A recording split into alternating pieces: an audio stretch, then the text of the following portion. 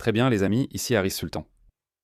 Je crois devoir demander l'asile politique en Amérique, car il semble que l'Amérique est le seul pays du monde occidental qui se bat pour ses valeurs, qui se bat pour ses traditions, ses normes, et c'est probablement le seul pays au monde qui est fier de lui-même. Oui, ils ont aussi l'extrême gauche, mais chez eux, Trump contrôle la gauche, alors qu'ici, Ouh. on ne sait pas quoi en faire, notre gauche est ingérable.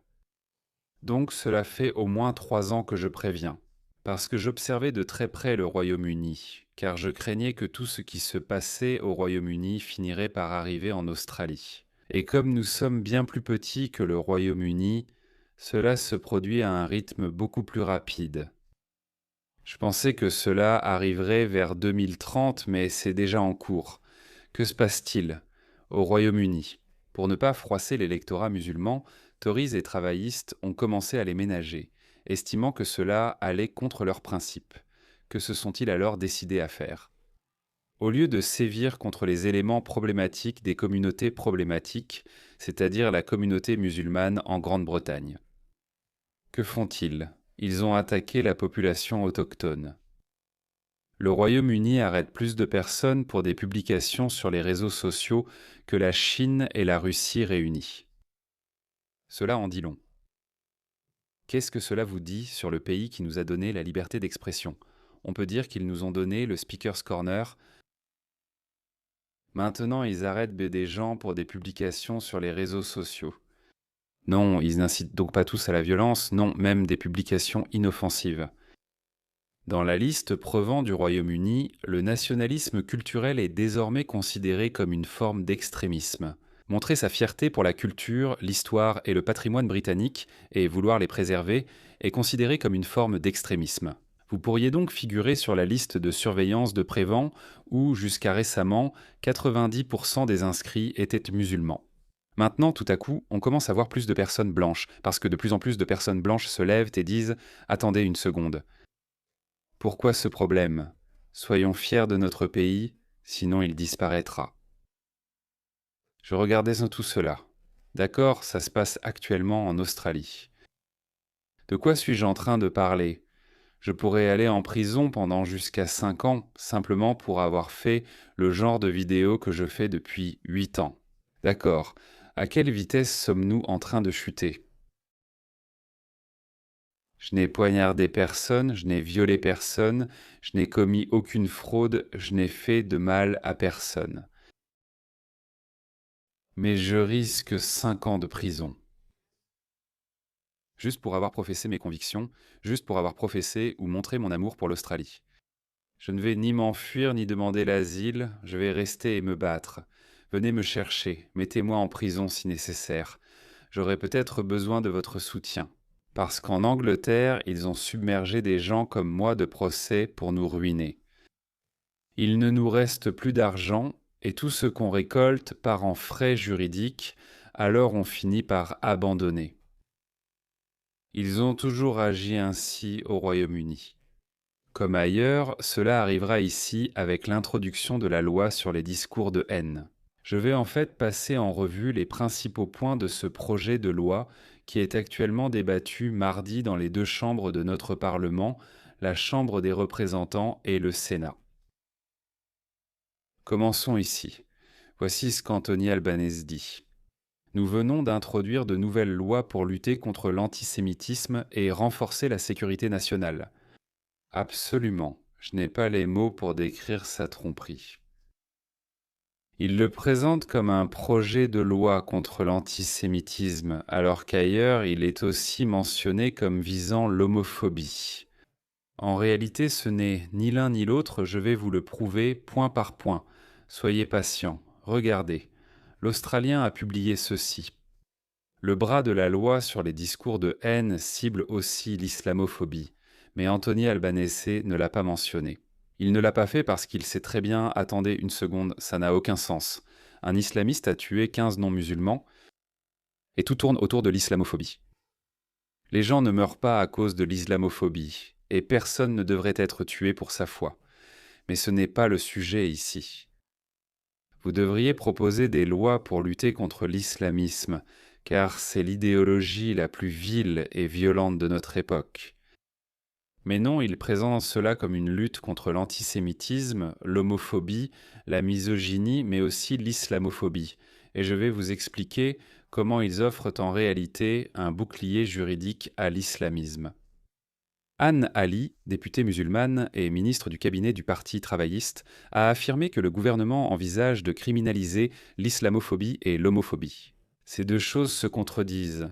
D'accord, l'islam est homophobe, donc si vous parlez de la nature homophobe de l'islam, est-ce que cela devient de l'islamophobie? Après la loi contre l'antisémitisme, regardez ceci.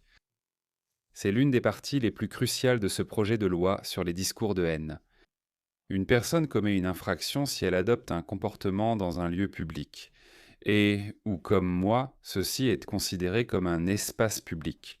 Je suis influenceur sur les réseaux sociaux et je réalise des vidéos en ligne dans ce lieu public.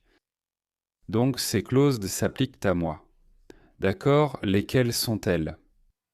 La personne adopte ce comportement dans l'intention de promouvoir ou d'inciter à la haine envers une autre personne, la cible, ou un groupe de personnes, le groupe cible, ou un groupe de personnes.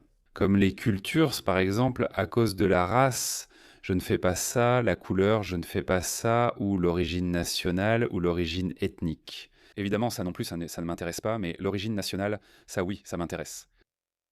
Il y a certains traits qui sont communs chez les personnes de certaines nationalités, comme le Pakistan, mon pays de naissance.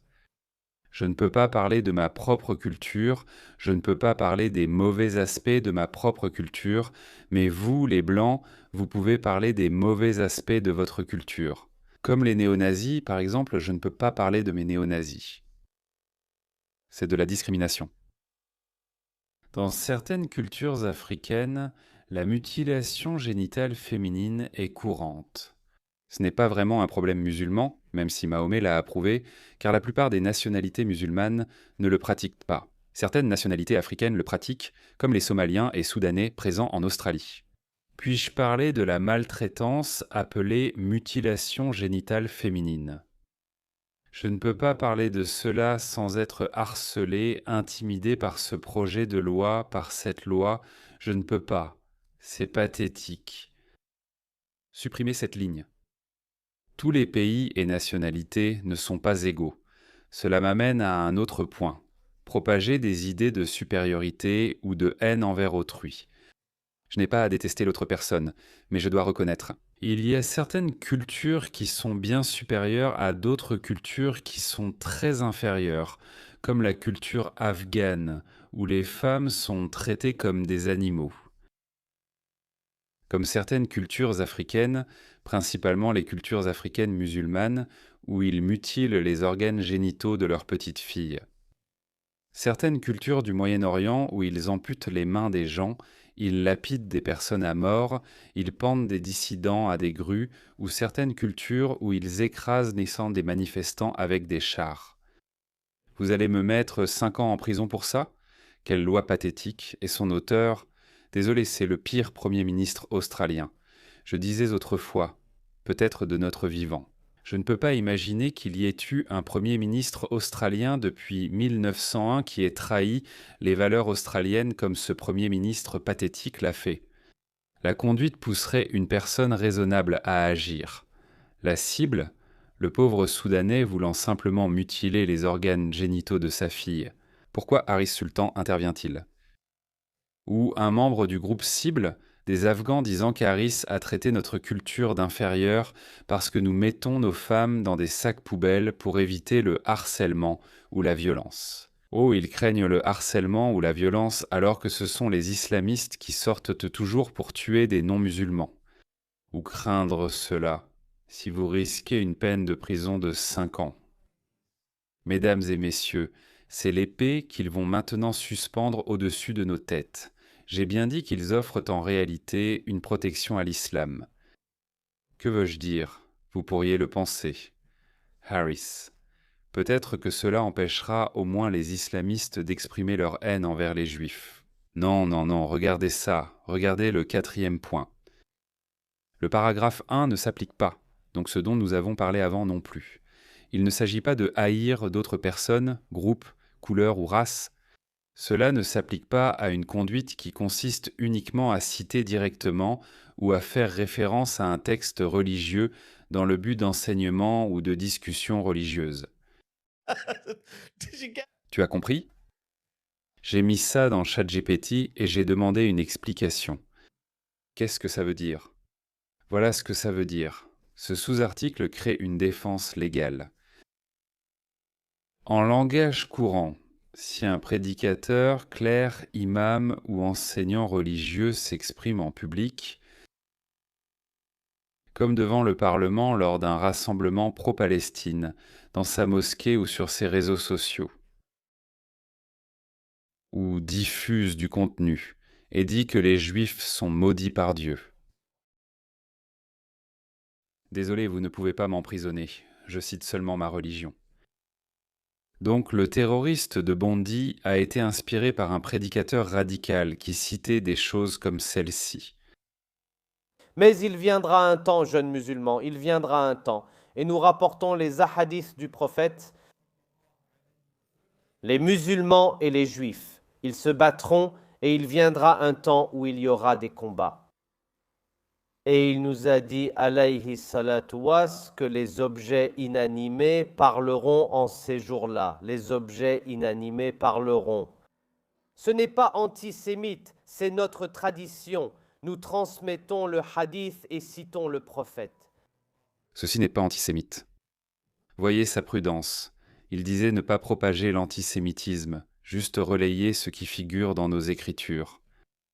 Parce que j'imagine qu'au Royaume-Uni, leur loi sur les discours de haine est probablement aussi comme ça, où ils disent « Eh bien, si c'est religieux, alors nous devons le tolérer. » Si l'antisémitisme est intégré à votre religion, alors c'est acceptable. Avec précaution, il a dit « Ce n'est pas de l'antisémitisme. Ils leur ont offert une échappatoire et une défense légale pour le dire. » Tu as vu, il a dit que c'était sur l'homophobie. Regarde ça, ce sont tous les hadiths sur l'homophobie. Le messager d'Allah a dit « Quiconque vous trouvez faisant les actions du peuple de Lot, c'est-à-dire l'homosexualité, alors tuez celui qui le fait et celui à qui cela est fait. » Donc, les deux hommes homosexuels doivent être mis à mort. Ce genre de discours radicalise les musulmans. Cela me rappelle l'histoire d'un homosexuel attiré par un musulman sur Grindr en Irlande. Il a été attiré puis passé à tabac. C'est de l'homophobie classique. D'où penses-tu que ça vient? Pourquoi les jeunes hommes musulmans détestent-ils les homosexuels? Parce qu'ils lisent donc de tels hadiths et que ces prêcheurs affirment que les homosexuels doivent être tués. Mais si tu le cites d'une écriture religieuse, alors c'est acceptable. Tu peux répandre autant de haine que tu veux envers les femmes, homosexuelles ou juifs. Mais tu oses l'appeler loi contre l'antisémitisme, l'homophobie, la misogynie, alors que ce n'est rien de tout cela. C'est une défense illégale réservée aux musulmans. Seuls les islamistes en profiteront. Dire que l'Ancien Testament contient aussi cela ne change rien. Combien de chrétiens et de juifs tuent réellement des homosexuels ou des non-vierges? Ils ne le font pas, donc ce n'est pas un problème. Aucun juif ou chrétien radical n'utilisera cela comme défense, car ils ne tirent pas leur morale de l'Ancien Testament. Comme au Royaume-Uni, notre parti travailliste dépend beaucoup du vote musulman. Notre ministre de l'Intérieur, Tony Burke, a une grande circonscription musulmane. D'ailleurs, le terroriste de Bondy en était originaire. Pas étonnant qu'ils laissent ces petites failles compter pour leurs frères musulmans, mais pourquoi font-ils cela? Voilà pourquoi ils le font. Regardez ça. Au moins 27 criminels étrangers ont été épargnés de l'expulsion depuis. Ministre de l'Intérieur. Ce type dont je vous ai parlé, Tony Burke, a annulé le visa de l'activiste nationaliste Mathieu Grutter pour ses opinions politiques il y a moins de 6 semaines. Mathieu Grutter, c'est un Britannique blanc qui était un néo-nazi, probablement un salaud, mais il n'a pas perdu de temps pour l'expulser à cause de ses opinions néo-nazis. Il n'a jamais été violent, du moins à notre connaissance, ce n'est pas une personne violente. Il peut avoir des opinions vraiment tordues que je n'apprécie pas, mais ils n'ont pas perdu de temps pour l'expulser. Mais ces criminels étrangers, qui incluent des pédophiles, des délinquants sexuels, des violeurs, des meurtriers, oh là là, eux, on ne peut pas les expulser. Comment est-ce logique? Comment se fait-il qu'on puisse expulser un homme blanc qui a une croix gammée tatouée sur lui, mais qu'on ne puisse pas expulser ses pédophiles, ses meurtriers et ses violeurs? Laissez-moi vous en donner un autre exemple. Cette nouvelle histoire vient tout juste de sortir aujourd'hui. 3 Somaliens ont été inculpés de meurtre après la fusillade présumée d'un adolescent africain à Melbourne, ma ville. Chaque année, nous remportions constamment le prix de la ville la plus agréable à vivre. Maintenant, ça devient une décharge. Ça devient une décharge. Je suis désolé, c'est une décharge. Désolé. Puis-je dire que c'est un problème somalien? Puis-je le dire? Je ne sais pas, peut-être la prison, on verra, venez m'arrêter. C'est ainsi, mais il reste une lueur d'espoir. On m'a aussi prédit que, tout comme le Royaume-Uni, la France, l'Allemagne et à peu près partout ailleurs en Europe, nous allons également connaître une hausse, dans un parti d'extrême droite. Je t'ai dit que Pauline Hansen deviendrait le plus grand parti. Il y a un mois, même Sky News débattait si Pauline Hansen deviendrait le premier parti australien. Il disait « Je suis en Harry » et moi « Non, impossible ». Ce n'est pas un hasard. Le parti de Marine Le Pen en France, l'Alternative für Deutschland en Allemagne et Réforme sont très rapidement montés à la première place. Ou presque. Beaucoup de chasse aux sorcières visant les politiciens de l'Alternative für Deutschland et le parti de Marine Le Pen, mais personne ne peut l'ignorer. Parce que lorsque vous faites cela de manière aussi flagrante, lorsque vous massacrez et tuez vos valeurs nationales pour apaiser un tout petit segment de la société qui est de loin le plus problématique, alors vous allez mettre le public en colère. L'Australie a été l'une des sociétés les plus basées sur la confiance. Nous acceptions tout, quoi que notre gouvernement nous dise, nous le faisions. Parce que, vous savez quoi, la vie était bonne pendant les années 2010. Saviez-vous que le produit intérieur brut par habitant de l'Australie était égal à celui de l'Amérique? Je pense qu'on n'était qu'à 1 000 $ près, peut-être même qu'on était au-dessus. À un moment donné, l'Australie était vraiment prospère, tout le monde était riche, on gagnait tous de l'argent. Et maintenant, ils importent des migrants de mauvaise qualité venant de pays du tiers-monde. Je n'ai rien contre eux, mais les pays sont construits par les gens, et plus la qualité de votre population est élevée, plus la qualité de votre pays l'est aussi. Vous ne pouvez pas augmenter votre produit intérieur brut en important. Notre 1%, alors que la population croît de 1 à 2% par an. Mais comme je l'ai dit, il y a un peu d'espoir. Donc le parti de Pauline Hansen est devenu le deuxième plus grand parti politique, selon les derniers sondages. Regardez, il est devenu plus grand que la coalition, censée être de centre-droit comme nos conservateurs, mais elle est passée au centre-gauche, donc elle a chuté. Et je crois que le parti One Nation de Pauline Hansen va continuer à grandir et qu'il faut se débarrasser de celui-ci. C'est le parti travailliste australien. Je crois que le massacre de Bondi et cette fausse loi sur les discours de haine arrivent. Pauline Hansen vient juste de dire qu'elle est prête à diriger le pays. Je ne connais pas sa politique économique, je ne connais aucune de ses autres politiques, mais je sais une chose, c'est la seule personne qui va protéger les valeurs et la culture australienne. Parce que si nous n'avons pas les valeurs et la culture australienne dans la technologie, qui sommes-nous, bon sang? Qui sommes-nous? Je dis que l'Australie devrait rester à 90% blanche. Pourquoi est-ce que je dis ça alors que je ne suis pas blanc? C'est parce que les Blancs et Tartans sont les seuls à avoir construit ce pays. Ils l'ont fait avec des valeurs et des idées précises sur la construction de la nation. Ils ont construit l'un des pays les plus modernes, prospères, beaux et sûrs du monde. Vous retirez ces personnes comme au Royaume-Uni où ils sont passés de 90% à 80%, puis à 70%. Regardez l'Est de Londres. Il y a encore beaucoup d'Australiens bien intentionnés ici, qui disent bon que peut-être nous faisons juste peur pour rien. Il n'y a rien de mal, tu es juste raciste, blablabla. Toutes ces personnes, s'il vous plaît, allez simplement à Londres, ou à Paris, ou à Berlin, et c'est littéralement votre avenir. À moins que nous nous arrêtions et que nous fassions quelque chose maintenant, voilà à quel point l'Europe va mal. Ils ont aussi essayé de les apaiser. Regardez ça, cette nouvelle histoire vient juste de sortir. Des étudiantes ont été violées après avoir été forcées de vivre dans un complexe avec 125 réfugiés pour favoriser l'intégration. De bonne foi, vous savez quoi? Si nous mélangeons ces réfugiés, ces personnes venant de pays du tiers-monde, avec nos jeunes étudiants vulnérables, peut-être qu'ils leur feront découvrir notre mode de vie. Vous savez ce qu'ils ont fait? De jeunes Néerlandais ont subi des années d'agressions sexuelles et de violence. Cela s'est produit aux Pays-Bas, essayez ça en Suède, en Allemagne, en Grande-Bretagne, c'est pareil partout. Ils feront pareil ici en Australie, mes amis. Les femmes australiennes seront les premières victimes des importations massives. Ça va arriver, c'est déjà arrivé, pas besoin d'être un oracle. Cela a déjà eu lieu en Europe, c'est fait, ce n'est plus à débattre. C'est une des raisons pour lesquelles chaque parti politique d'extrême droite cherche à prendre le pouvoir, et Pauline Hansen frappe aussi à la porte ici. C'est réel, ce n'est plus une théorie du complot.